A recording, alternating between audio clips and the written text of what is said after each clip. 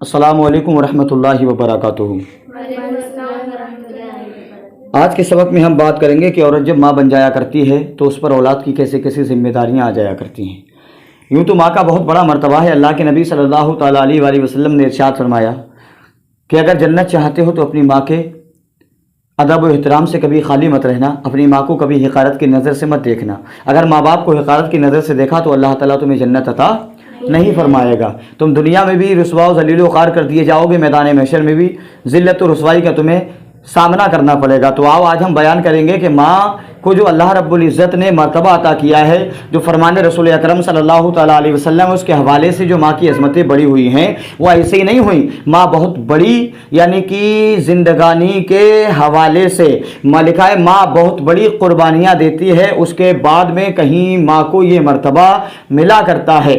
ماں بہت بڑی جد و جہد کیا کرتی ہے، تب کہیں جا کر اللہ رب العزت نے یہ مرتبہ عطا کیا ہے۔ تو آؤ چلتے ہیں، آج کے سبق میں ہم بتائیں گے کہ ماں کیا ہے۔ لکھا ہے کہ جب عورت صاحب اولاد اور بچوں کی ماں بن جائے تو اس پر مزید ذمہ داریوں کا بوجھ بڑھ جاتا ہے، کیونکہ شوہر اور والدین وغیرہ کے حقوق کے علاوہ بچوں کے حقوق بھی عورت کے سر پر سوار ہو جاتے ہیں، جن کو ادا کرنا ہر ماں کا فرض منصبی ہے۔ جو ماں اپنے بچوں کا حق ادا نہ کرے گی یقیناً وہ شریعت کے نزدیک بہت بڑی گنہگار اور سماج کی نظروں میں ذلیل و خوار ہوگی۔ اب بچوں کے حقوق کون کون سے ہیں یہ آپ جانتے چلیں، کن کن حقوق کو ماں کو ادا کرنا ہے۔ ہر ماں پر لازم ہے کہ اپنے بچوں سے پیار و محبت کرے اور ہر معاملے میں ان کے ساتھ مشفقانہ برتاؤ کرے اور ان کی دلجوئی و دل بستگی میں لگی رہے اور ان کی پرورش اور تربیت میں پوری کوشش کرے۔ اگر ماں کے دودھ میں کوئی خرابی نہ ہو تو وہ خود ماں اپنا دودھ اپنے بچوں کو پلائے، کہ دودھ کا بچوں پر بہت بڑا اثر پڑا کرتا ہے۔ بچوں کی صفائی ستھرائی، ان کی تندرستی اور سلامتی کا خاص طور پر دھیان رکھے، بچوں کو ہر قسم کے رنج و غم اور تکلیفوں سے بچاتی رہے۔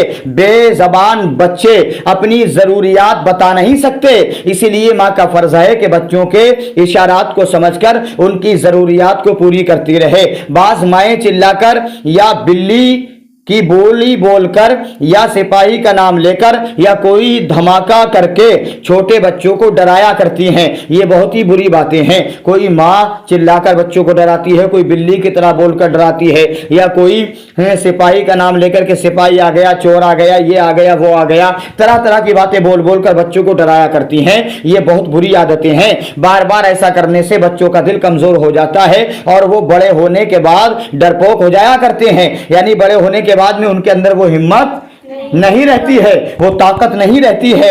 جب بچے کچھ بولنے لگیں تو ماں کو چاہیے کہ انہیں بار بار اللہ اور رسول کا نام سنایا کرے۔ بولو سبحان اللہ، اور محبت سے بولو سبحان اللہ۔ ہر ماں کا فرض ہے کہ جب اس کے بچے بولنے کے قابل ہو جائیں تو وہ اپنے بچوں کو اللہ اور رسول کا نام سنایا کرے، ان کے سامنے بار بار کلمات طیبات کا ذکر کیا کرے کہ وہ کلمہ پڑھا کرے، اور یعنی کہ جب وہ پڑھے گی تو انشاءاللہ سنگت کا اثر ایسا پڑتا ہے۔ اللہ کے نبی ارشاد فرماتے ہیں کہ جس کے ساتھ دنیا میں رہتا ہے میدان محشر میں اس کا اسی کے ساتھ یعنی کہ رشتہ جوڑ دیا جائے گا۔ تو ماں کو لازم ہے کہ بچے اس کے ساتھ رہتے ہیں تو ماں کو یہ سوچ لینا چاہیے کہ جب بچے بولنے کے قابل ہو گئے تو قرآن کی تلاوت کرے، اللہ اور رسول کا نام لے، کلمات طیبات کا ورد کرے تاکہ بچے بھی سیکھ جائیں۔ جب بچے بچیاں تعلیم کے قابل ہو جائیں تو سب سے پہلے ان کو قرآن شریف اور دینیات کی تعلیم دلائیں۔ بولو سبحان اللہ۔ بچوں کو اسلامی آداب و اخلاق اور دین و مذہب کی دین کی اور مذہب کی باتیں سکھائیں۔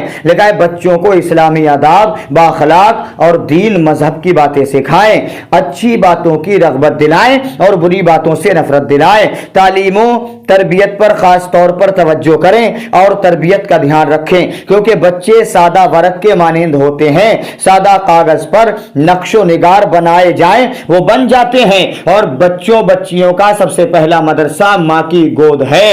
اللہ کے نبی نے بھی ارشاد فرمایا ہے کہ اگر بچوں کا مدرسہ کوئی ہے تو سب سے پہلا مدرسہ ان کی ماں کی گود ہے۔ گود ہے.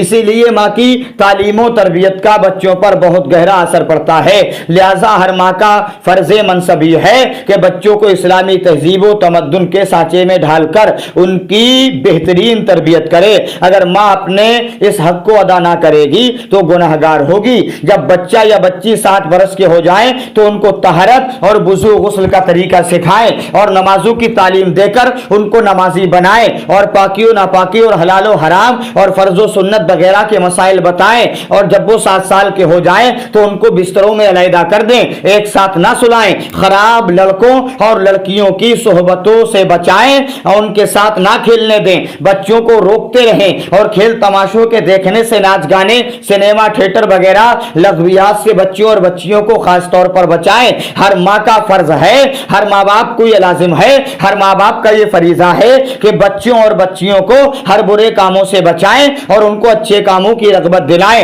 تاکہ بچے اور بچیاں اسلامی آداب اخلاق کے پابند اور ایمانداری و دینداری کے جوہر سے آراستہ ہو جائیں اور صحیح معنوں میں مسلمان بن کر زندگی بسر کریں. اگر ایسی مائیں اپنے بچوں کو درس دیتی ہیں الحمدللہ آج بھی, تو پہلے کی طرح کوئی خالد بن ولید پیدا ہوگا, کوئی عمار بن یاسر پیدا ہوگا, کوئی بلال پیدا ہوگا. اللہ کے نبی کے جواز ایسے ایسے گزرے ہیں جن کی ماؤں نے یہ کہا تھا, اے بیٹا تجھے جوان اس لیے نہیں کیا کہ تو اپنی جوانی پر ناز کرے, تجھے جوان اس لیے کیا تھا میں نے چھاتیوں کا دودھ پلا پلا کر تاکہ جب اسلام جان مانگے تو سب سے پہلے تو کھڑا ہو, جب اسلام قربانی مانگے تو تیرا لہو کام آئے. اے بیٹا تو دین کی خاطر بڑا کیا گیا ہے, تو دین پر قربان ہونے کے لیے پالا گیا ہے. اگر آج بھی مائیں اس طریقے کے درس اپنے بچوں کو دیں گی تو انشاءاللہ آج بھی 1400 سال پہلے کا ماحول دنیا میں آ جائے گا.